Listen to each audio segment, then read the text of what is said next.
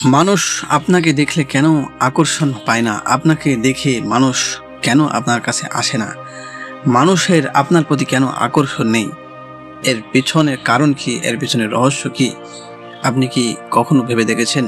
কেন কিছু মানুষের সামনে গেলেই, তাদেরকে দেখলেই আকর্ষণ মনে হয়, তাদের কাছে চুম্বকের মতো টানে, তাদের কাছে মানুষ যাওয়ার জন্য দৌড়াতে থাকে? তাহলে কি আমাদের শরীরের মধ্যেই এমন কোনো গোপন চাবিকাঠি আছে যা দিয়ে আমরা বিশ্বকে মোহিত করতে পারি? আজ আমি আপনাদের এমন এক প্রাচীন রহস্য এবং গোপন কথা বলবো, যা জানলে আপনি আপনার ব্যক্তিত্বকে এক অনন্য উচ্চতায় নিয়ে যেতে পারবেন এবং আপনার সেই নিজের ভিতরের সেই ম্যাগনেটিক পাওয়ার বা আকর্ষণ শক্তিকে জাগিয়ে তুলতে পারবেন। আজকের ভিডিও শেষ পর্যন্ত দেখলে আপনি এমন এক বিশেষ শক্তির কথা জানবেন বা এমন এক মুদ্রার কথা জানবেন যে মুদ্রার মাধ্যমে এই শক্তিকে জাগ্রত করা যায়। পুরো পৃথিবীতে প্রায় মাত্র 1% মানুষ এই বিষয়টা জানে। তো এই বিষয়টা বুঝতে হলে সর্বপ্রথম একটি গাছের উদাহরণ দিয়ে বা গল্প দিয়ে আপনাদেরকে বিষয়টা বোঝায়।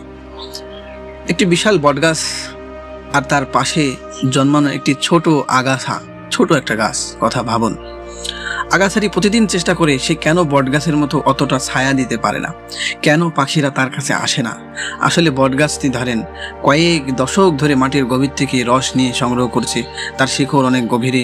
আমাদের জীবনটাও ঠিক তেমনই। কিন্তু আমরা ওপর অনেক কিছু করার চেষ্টা করি, কিন্তু নিজের ভেতরের শক্তিকে কোনো সময় জাগিয়ে তুলি না।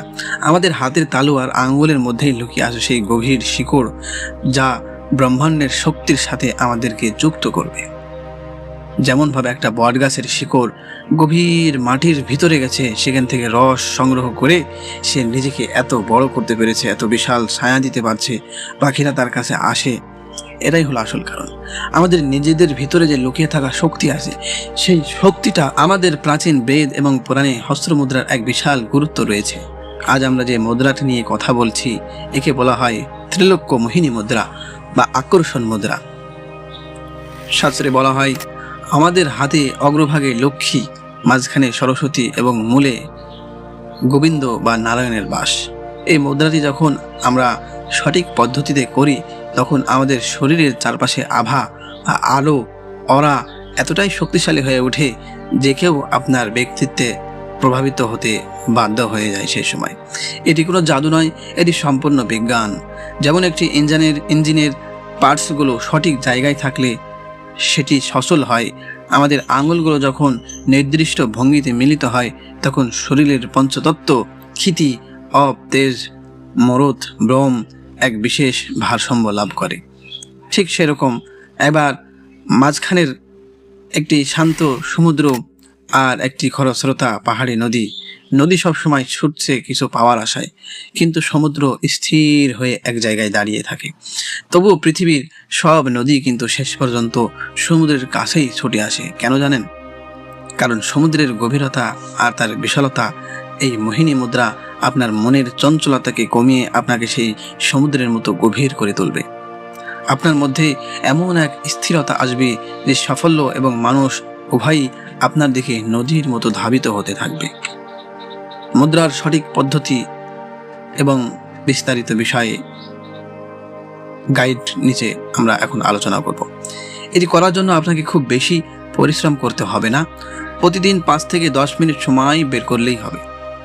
তো প্রথমে আপনি যে কাজটা করবেন, প্রথমে একটি শান্ত জায়গায় বসুন, মেরুদণ্ড সোজা করে। যেমন একটি চালা গাছ সোজা হয়ে থাকলে তা সূর্যের আলো ঠিক মতো পায়, তেমনি আপনার মেরুদণ্ড সোজা থাকলে মহাজাগতিক শক্তি আপনার শরীরে প্রবেশ করতে পারে। দ্বিতীয় নম্বরে, এবার আপনার 2 হাতের আঙ্গুলগুলো একে অপরের সাথে এমনভাবে ভাঁজ করুন যাতে আঙ্গুলের পিঠগুলো একে অপরকে স্পর্শ করে। আপনার 2 হাতের বুড়ো আঙ্গুল বা বৃদ্ধ আঙ্গুল সোজা উপরের দিকে থাকবে। 4 নম্বরে, এই অবস্থায় হাত দুটি আপনার বুকের ঠিক মাঝখানে অর্থাৎ অনাহত চক্রের সামনে রাখুন। চোখ বন্ধ করে আপনার 2 ভুরুর মাঝখানে আজ্ঞা চক্র মনোযোগ দিন। মনে করুন আপনার পছন্দের কোনো লক্ষ্য বা স্বপ্ন আপনার সামনে দৃশ্যমান হচ্ছে। শুধুমাত্র এই কয়েকটি কাজ করলেই, মাত্র 5 থেকে 10 মিনিট সময় যদি আপনি এই কাজটা করেন, তাহলেই দেখবেন আপনার ভিতরে একটা পরম শক্তি আপনার ভিতরে জাগ্রত হচ্ছে এবং আপনার ভিতরে চরম ভারত্ব আসবে। আপনাকে মানুষ দেখলেই আকর্ষণ হবে। প্রকৃতির দিকে তাকালে দেখবেন একটি ফুল যখন ফোটে তখন সে মৌমাছিকে ডাকতে যায় না, ফুলের সুবাস আর তার সৌন্দর্যই মৌমাছিকে আকর্ষণ করে। এই মুদ্রাটি আপনার ভিতরে সেই সুবাস জাগিয়ে তুলবে।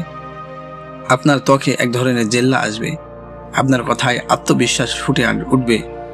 আপনি যদি কোনো ইন্টারভিউতে যান বা কোনো গুরুত্বপূর্ণ মিটিংয়ে যান, এই মুদ্রার অভ্যাস আপনার আত্মবিশ্বাসকে এমন স্তরে নিয়ে যাবে যা অন্যকে মুগ্ধ করবে।